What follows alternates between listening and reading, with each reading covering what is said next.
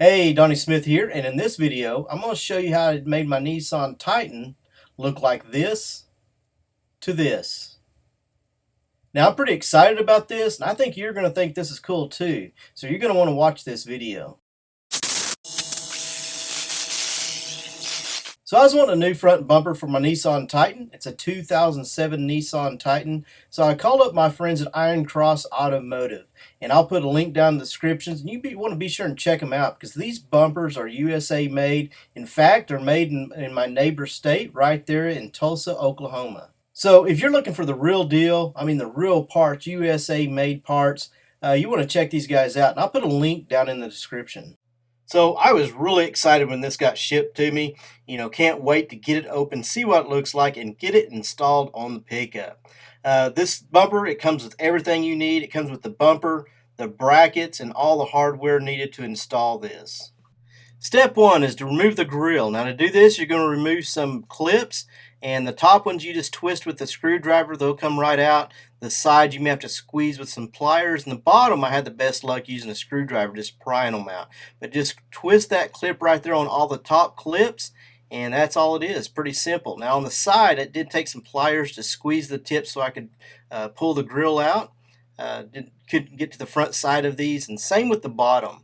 On the bottom, I found it easiest just to get a screwdriver down there, push in on the clip, and gently pry it out, and then you can remove the grill.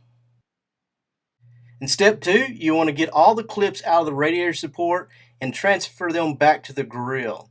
And this way, when you get ready to put the grill back in, it's an easy process. Just push the grill and the clips lock into place. And to do this, just use some pliers to gently squeeze on the clips, and then they'll pull out the location, the radiator support, and then you can transfer them into the grill. You just slide them in and they lock into place in the grill, and then when you get ready to put the grill in, it just clips into the radiator support. Now the next step is optional because I have a light bar in the front, you may not, but if you do have any fog lights or light bars, anything like that, go ahead and disconnect the wiring. And this way, when you go to take the bumper off, you don't get hung up with the wiring. All that's removed. You don't have to worry about that. Step three, we're going to remove the skid plate. And this make and model just has 4 10mm bolts. You just unscrew those and drop the skid plate. Pretty simple. Now, I'm just using an impact here with the 10mm. You don't have to use that. Ratchet, probably will need an extension, to be able to get to that. But you can use socket ratchet. Probably could even get a wrench in there. It might take a while, but I used an impact for this. And just go around and take the 4 out. Now the bottom are slotted, so you can actually slide that out if you prefer to.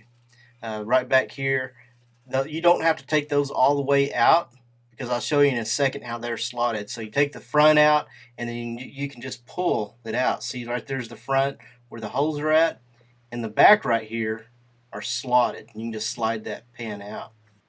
Now, every make and model may be a little bit different. This is specifically for a 2007, but some of these, it says in the instructions that it may be connected, the bumper may be connected to the fender. So in this step, just look, look back in the back part of this bumper here, and look and see if it is connected to the fender. Now, on this one, it was not. But if it is, you may have to disconnect it there. On some making models, you may even have to take that wheel liner out. So here I've just got a flashlight and I'm looking in there, trying to determine if anything I need to take loose or not. And like I said, nothing to take loose on this one, so we can go to the next step. Step 5, we're going to unbolt the 2 bolts on each side, the right and left side, and this is the outside bumper bracket. You're going to unbolt the bracket where it attaches to the frame. To locate this bracket, this outer bracket, just look at the front bumper, go underneath, and you'll see it right there. It bolts to the frame right there, and I'm just going to unbolt those 2 bolts right there. I couldn't really video while I was doing that, but unbolt those 2 and do the same on the other side. Now there's 1 nut on each side, the lower part of this bracket where it attaches to the lower bumper at. You'll need to remove this nut from each side. To locate this nut, just look underneath where the brackets are at, the bumper brackets, the inside brackets, and you will see that nut holding on to the lower bumper. Just remove that nut, and now you can move to the upper part of the bumper. Step 7, just unbolt the 2 bolts on each side where the bracket bolts to the upper bumper. Now that I'm up here on the upper part of the bumper, it's a little bit easier to video, so maybe I can give you a little better visual on this. But there's just those two bolts on each side right there that you got to remove. I'm just using a ratchet and socket to remove those, and take those two out, and then the bumper will be ready to come off.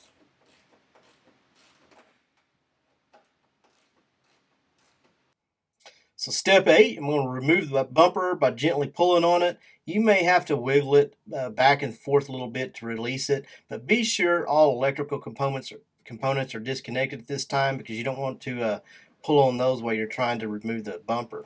And if you remember, I had the light bar and the fog lights. I have already disconnected those, so I don't have to worry about getting tangled up with that. May have to wiggle this a little bit back and forth, but the bumper will come right off. Now there's two clips, one on each side, that you'll need to remove, and this is just holding a foam pad on, and you don't need to keep these foam pads. You can get rid of them at this point. But you just pull in the center of this clip, and that'll pull the center of the clip out, and then the clip will come out, and then you can take this foam cushion off. So I've got one on each side. Like I said, no need to keep any of that, so I'm just going to throw that in a pile over there and throw it away. No longer needed. Now, what you're really supposed to use, that's somewhat not what I'm using here, but if you got a trim tool, that works a lot better than trying to use these wire cutters to take those off.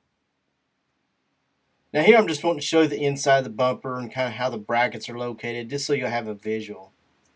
Now step 10, we're going to remove the 2mm bolts on each side, the two bolts.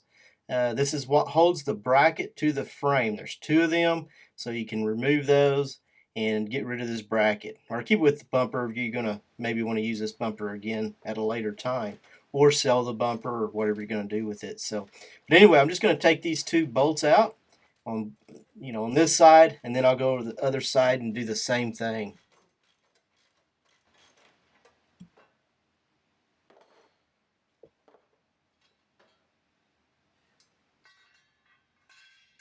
And one thing I wanted to mention is this bumper, or this bracket, bolts to the side, the OEM, and the new bracket is going to bolt to the bottom.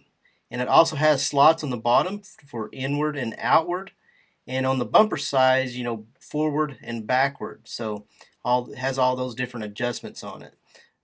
And also make sure that this bracket, that it's facing outward. That angled part right there that's circled, make sure that's facing towards the outside of the pickup on each side, because if you have it on backwards, it's going to be facing towards the inside. So make sure that they're faced towards the outside, and then you can start putting the bracket on. So step 12, you're going to install the bracket.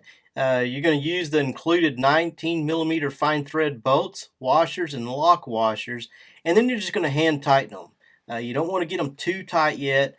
You want to wait until you go to do your adjusting to get those fully tightened. So just hand tight those on there, and do that for both sides, the right and the left side bracket, making sure that that angled part is facing outward.